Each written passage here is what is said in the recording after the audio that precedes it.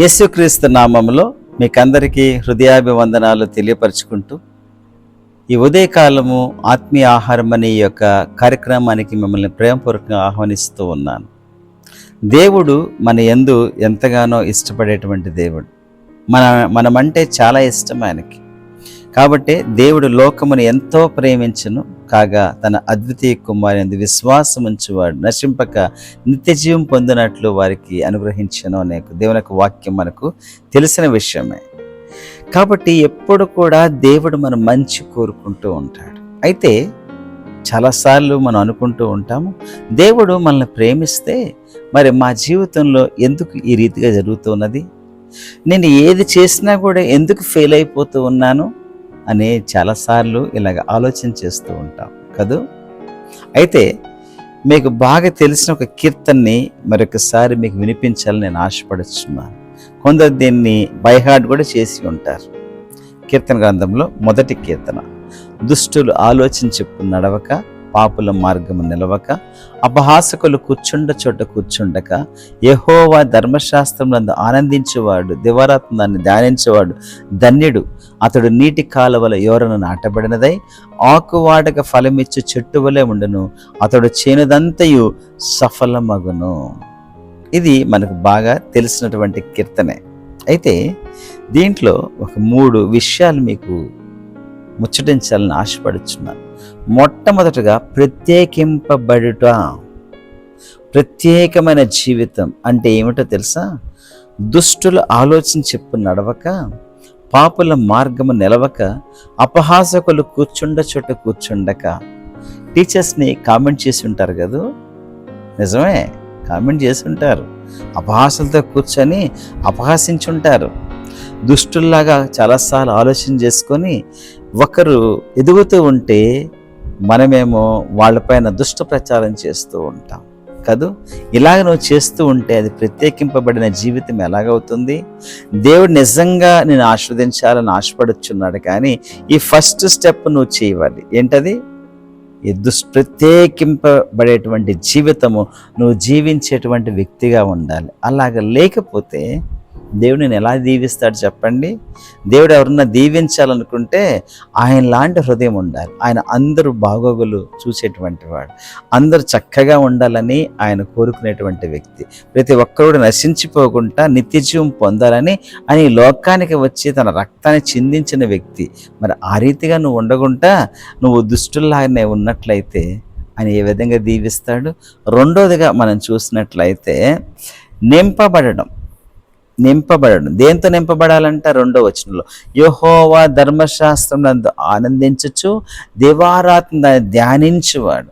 So వాక్యముతో నీ హృదయం నింపబడుచు ఉండాలి.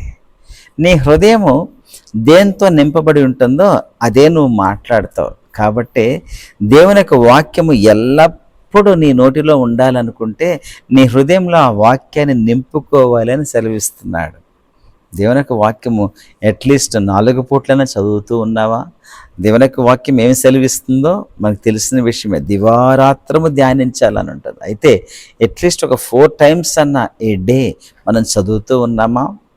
దేవుని యొక్క వాక్యాన్ని మనము తలపోసుకుంటూ ఉన్నామా? ఆలోచన చేసుకో. దేంతో నింపబడి ఉంటున్నది నీ యొక్క హృదయం?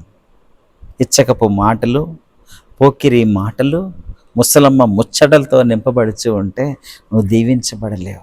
మిత్రమా, నువ్వు దీవించబడాలనుకుంటే దేవునికి వాక్యంతో నింపుకొని నీ యొక్క హృదయాన్ని. అప్పుడు నీ హృదయం ఎప్పుడు దేవునికి వాక్యముతో మాట్లాడుచుంటుంది. నువ్వు మాట్లాడినప్పుడల్లా దేవునికి వాక్యం బయటకు వస్తుంది. దేవుడి దీవెనలు ఎంతగా నేను నింపబడతాయో తెలుసా? 3వదిగా నాటబడడం. అతడు నీటి కాలువల యోరన నాటబడినదై. పరిశుద్ధాత్మలో నువ్వు నాటబడేటువంటి అనుభవంలో ఉండాలి. పరిశుద్ధాత్మ ఏ విధంగా చెబుతుంటాడు. మనం ప్రభుని అంగీకరించిన తర్వాత పరిశుద్ధాత్మ దేవుడు మన హృదయంలోకి వస్తాడు. ఆయన ఏమైతే చెప్తున్నాడో దాని ప్రకారంగా నువ్వు జీవించుకుంటూ వెళ్ళాలి. ఆయనలో నువ్వు నాటబడాలి. నువ్వు నాటబడినప్పుడు నీ లైఫ్ చాలా వండర్ఫుల్గా ఉంటుంది. కాబట్టి ఈ 3 చేసేటువంటి విధంగా ఉండాలి. ప్రత్యేకమైన జీవితము, దేవుని యొక్క వాక్యంతో నింపబడము, దేవుని యొక్క ఆత్మలో నువ్వు నాటబడడం. అప్పుడు నీటి కాలువల యోరన నాటబడినదే ఆకు వాడక ఫలమిచ్చే చెట్టు వలె ఉంటావు. నువ్వు చెట్ట పొట్ట?